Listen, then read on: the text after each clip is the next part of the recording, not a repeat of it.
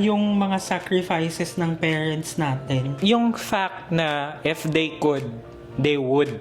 Ulo, naiyak ako. Hi guys and welcome back to our channel. My name is Janae. I'm Niley. Ayan, so for today's vlog ay papanoorin natin ang kwento ni Tatay Albert at ni Raymart. Ay, wow. So, ayan. Sino sila? Wow.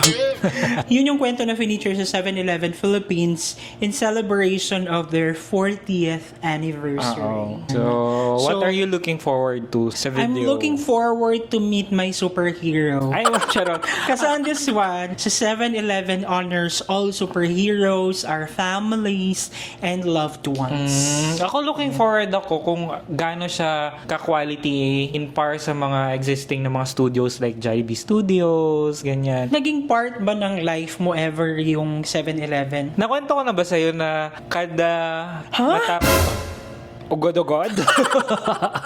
Kung maalala mo, sabi ko, dati, nung college days namin, every after Hell Week. Ano yung Hell Week? What do you mean by that? For those okay. na ano, kasi Oo, hindi sige. Ang Hell Week is, yun yung week na mag-e-end na yung semester, tapos sabay-sabay lahat ng mga subjects mo mag-exam. So, para ma-survive mo yun, kailangan mo ng reward sa sarili mo. Ang reward ko sa sarili ko dati is yung Sunday na tag-15 sa 7-Eleven. Wow, that's so cute, yes. partner. Ikaw ba? Siguro naging part ng buhay ko yung 7-Eleven when I was working already. Ano nangungupahan ako, di ba? So, mag-isa lang ako. Nakakatamad magluto na ako lang yung kakain. So, mostly yung mga mabilisang ng pagkain. Di ba may marami silang on the go na yun lang or yung chicken. Yan. So, yun yung naging part ng 7-Eleven sa life ko. Ay, wow. Memories. So, ayan guys, and without any further ado, let's watch this. O anak, dating gawin. Sa paborito nating kapitbahay? Siya si Tatay Albert, ang aking superhero. Wow. Dito ang aming dating gawin.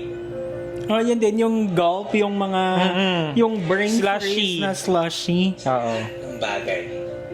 Laging kasama. Ay, wow. Siya ang lakas ng aming pamilya. Pero isang gabi, umuwi si Tatay Albert. Pero meron pa rin siyang pasalubong, yung chicken. Mula noon, maraming bago. Tay, dating gawin. Huwag mo na kayo na. Tulabok. Kaya kapok mo yun. Grabe, no? Malang ang The pagsasama feels. namin ni Tatay Albert.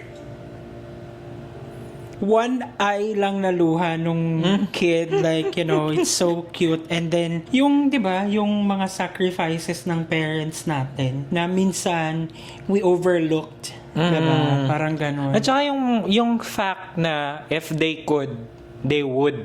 Ulo, naiyak ako. Ba yan? Hanggang nakasanayan ko na mag-isa.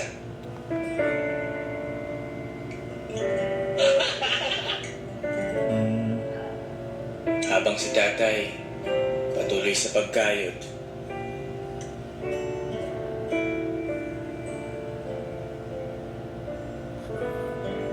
kahit di na siya kasing lakas ng dati, hanggang sa dumating na yung araw na kailangan na naming maghiwalay. Ano, sa dating gawin? Tay, siya ka pala. Para sa pasabad mo na. Uy, Tay! Ito po ba yung latest na cellphone? Wow. Nakayanap ko. Sikanat naman yan eh. Salamat ka rin po. Alam kong ginagawa ni Tatay ang lahat ng makakaya niya para sa amin. Yun ang gagawin ko. Pero hindi pala yung madali. Ang hirap pa ng pagsabay ng buhay at paghahanap buhay.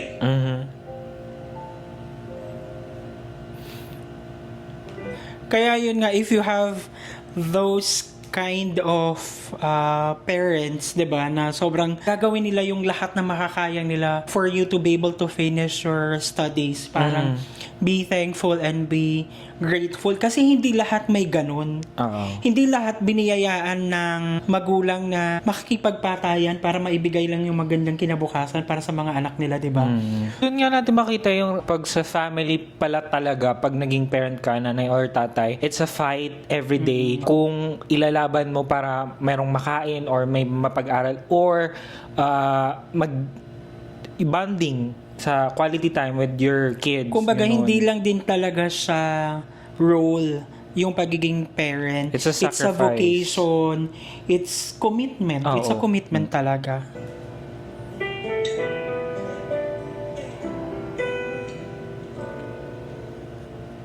Uy, paano ba to? Ang kulit. Kanina pa kita tinuturuan eh. Ano na? Kumusta ka na? Pasensya ka na. Ang cute. Kung nabigay lahat ng kailangan mo. Sinubukan naman ni tatay. Sa abot ng makakaya ko, gusto ko maging masaya ka. Lagi mong sinasabi noon na ako ang superhero mo. Pero ang totoo, ikaw anak, ang aming superhero. Ikaw ang dahilan kung bakit kami lumalaban, kung bakit ako malakas. Basta, mag-aaral ka ng mabuti anak. Kakayanin ni tatay ang lahat. Ako pa ba? Diba superhero tayo? Para naman tong Father's Day. Tay, dating gawin. Sa paborito nating kapitbahay.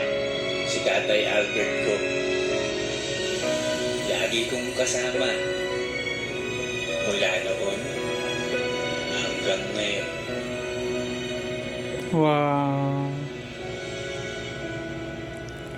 Parang ano lang din siya, yung quality nung Jollibee, di ba? Sharing a common or parang, common na story ng Pinoys. Sacrifices for the family. Oo. Na parang, yun nga, personally for me, I felt envious kasi I never experienced that bilang, bilang salat sa buhay. Yeah, I think I've done my part naman na nung umuwi tayo, di ba? Na, like, walang perfect na family. We're not perfect, 'di ba? So, it's a matter of make use of the time na meron tayo along with our family, whether or not they've kung nagampanan nila ng maayos yung role nila, ganyan. Siguro ginawa naman kahit papano, lahat ginagawa yung kanilang makakaya according sa kung ano lang yung kaya nila, di ba? Oo. Yung ganon. So, be thankful and grateful na lang kung ano yung mga natatanggap natin kasi iba yung family. I mean, cherish the person, yung mga, kahit na yung mga presence lang kasi talaga din eh. Minsan may mga taong pinagkaitan ng presence ng tao na kumbaga, yung meron sa yung available sa iyo wala dun sa ibang tao. Ganyan. So, kung titignan natin yung mga taong nakapaligid sa atin, blessed pa rin tayo eh. So, we don't have to like magbilang or put hate out there, ganyan. So, count your blessings, sabi nga nila, and it's part of the blessings is yung mga taong nakapaligid sa atin, lalong-lalo na yung ating mga parents. Yes. That's what. Grabe naman, pero napaka-heavy nung... For me, ang masishare ko doon is, kumbaga sa akin naman kasi, I'm proud to share na parang bumaba talaga ako, di ba, for my parent nung umuwi tayo. Proud akong i-share yun kasi, kumbaga, for the longest time, hindi siya ganun ka-related sa kwentong 7-Eleven, kwentong Jollibee.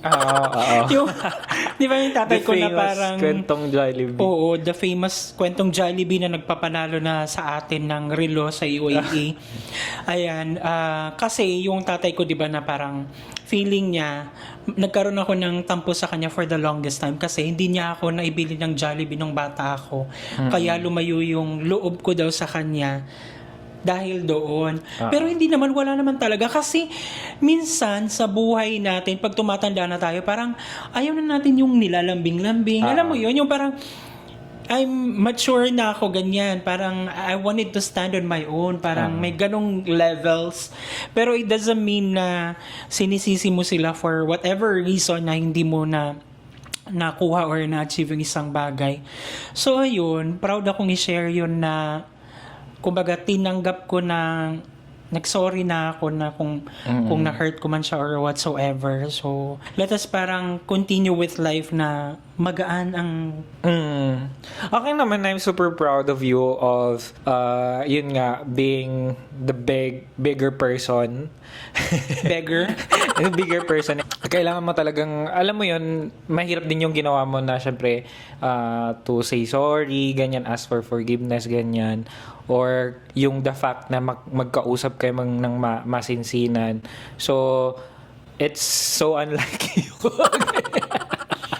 The strong person that I am na parang sabi mo na okay lang nasabihan mo lang masama kasi parang hindi nasasaktan, ganyan. Parang ganun kasi super strong ka. Pero, you know, you're working it out. So, I'm super proud of you, ganyan. Kasi yun naman talaga yung goal natin, di ba, na bago tayo umalis dito sa Mindanao, dapat okay ang lahat. And then, hopefully, pag nasa Pangasinan na tayo, magiging okay din ang lahat doon. So that we can move forward with our life na kahit dalawa na lang tayo din sa bahay ay magaang, you know, Yes. everyday na haharapin yung mga challenges ng buhay as adult as we are. Hindi na Yes. tayo bumabata. So, ayun. What else? What else? So, yun. Ang pinaka-ano ko lang, pulot na lang, last na lang is pinaka-pulot dito is there's no measurement dapat dun sa pagmamahal ng isang magulang. Like, hindi siya dapat na may measure ng kung gaano siguro or gaano kamahal, kalaki yung nagastos niya for us to study, to survive, ganyan. Or kung gaano katindi yung sacrifices na ginawa nila. Kasi bawat naman talaga, bawat move, actions ng ating parents, it made who we are today. So, utang na loob pa rin natin yun sa kanila. Minsan hindi tayo ganun ka-conscious, pero naging dahilan sila kung bakit, kung sino ka na ngayon, di ba? Parang ganun. Tama ka dyan, partner. Tsare. Wala lang akong masabi. Yan lang siguro, napaka-importante ng communication. Once na yung communication, di na kayo nag-uusap, di na yung point in time na parang mas magdi-drift kayo apart. So, whatever it is, kahit na may problema or gusot, make sure na you communicate pa rin talaga. Yes. Because at the end of the day, blood is thicker than water. So yun na guys, and thank you so much at sinamahan niyo kami sa nagdaang video. If you like this video, don't forget to give it a thumbs up.